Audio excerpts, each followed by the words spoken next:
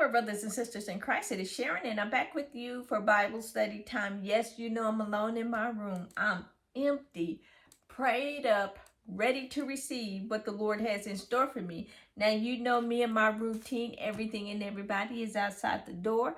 They don't get to come in here. It is just God, myself, my Bible, and my notes. Well, let's go ahead and get started here. I'm coming to you out of Deuteronomy 28 verses 1 through 68. So this is a pretty long chapter, but I'm gonna try to get through it pretty quick by surmising everything.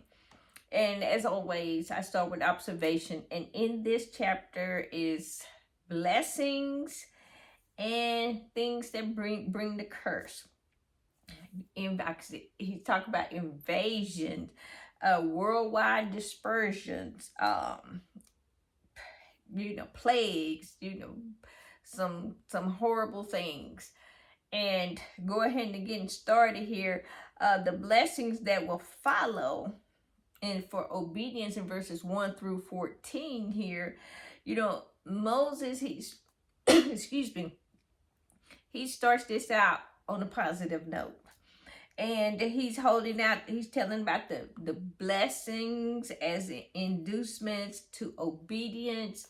And then he's talking about, he's starting out with these greater blessings. You obey God, you get some good blessings. First obedience, you get some good blessings. And the condition for these blessings was obedience to all of his commandments, of all commandments of Yahweh. And then God would bring blessings over the people domestically, economically, agriculturally, militarily. These blessings would come over, the children of Israel. In verses 7 through 14 here, then Moses elaborated on the blessings even more here. And he was saying that they would have victory in battle, agriculture productivity. They would have political security and many children and flocks and herds. They would have bountiful rain, plenty of rain, and great leadership and control over the others. And then you have curses, verses 15 through 65. Now you have the curses here. And these curses, there were 6 formal curses that he was naming here.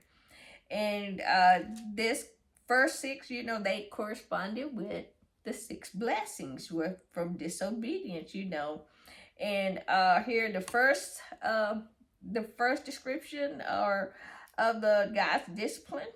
And Moses explained it in various forms in which the Israel will suffer punishment, and if they abandon him.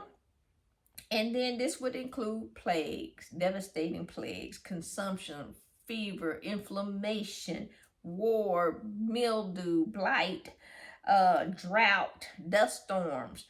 And then the second description of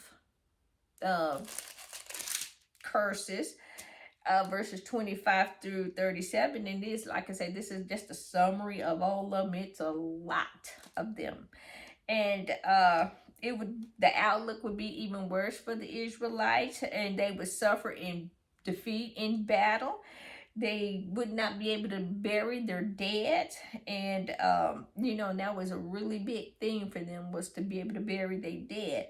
And then the third description of the curses, that would be in verses 38 through 46, where Moses saw that the Israel's potential fate as God removing some of the blessings from the covenant with fellowship with him. And see, that was a big one, to lose fellowship with God. That's a really big one, because they would just be out there all alone, and no protection, no provision.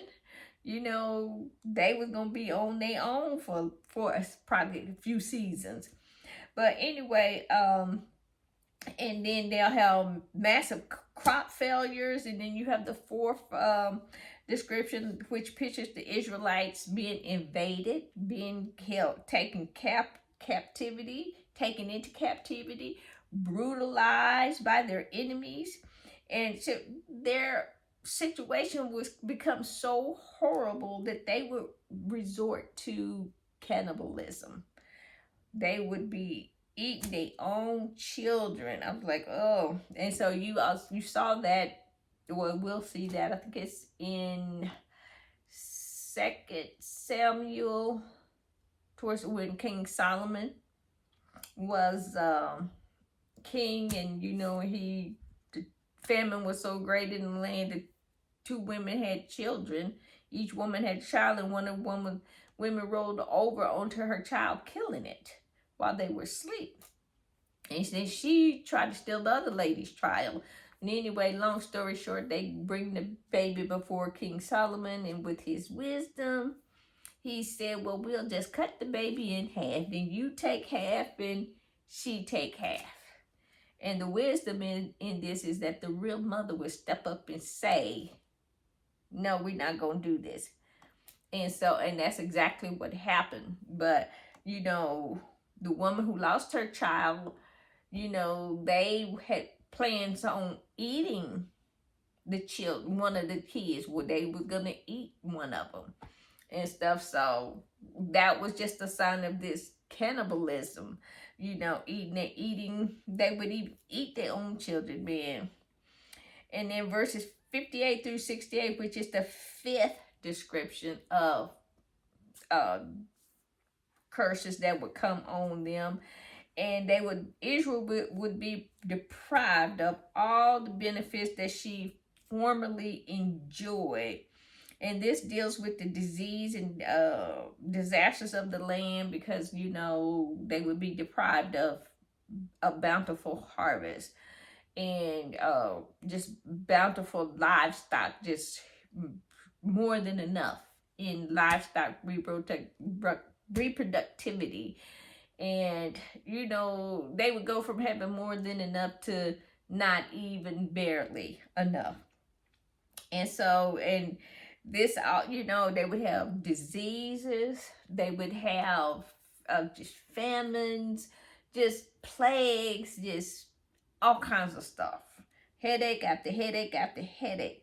And they would even have deportations from the land. They'd be deported from the land, and that would be, I think, Babylonian captivity was the first deportation they had, because they disobeyed God's commands of keeping the Sabbath, keeping that the seventh Sabbath year, and that giving the land rest. And he said, well, I will curse you 7 times 10, that's 70. So they had 70 years of captivity in Babylon for that. And so then you have verses 64 through 68, where both of these parts, they picture reversal of blessings that Israel had enjoyed from the Exodus from Egypt. And that was God's constant protection. They could actually see his presence there in the cloud going before them by day, and the pillar of fire by night, manna every morning, water in the desert, water coming out of the rock, water just coming out of a stream, just kind of wherever. Their clothes never wore out, their shoes never wore out. So that was blessings that they enjoyed that he would take away from them. They would be captives.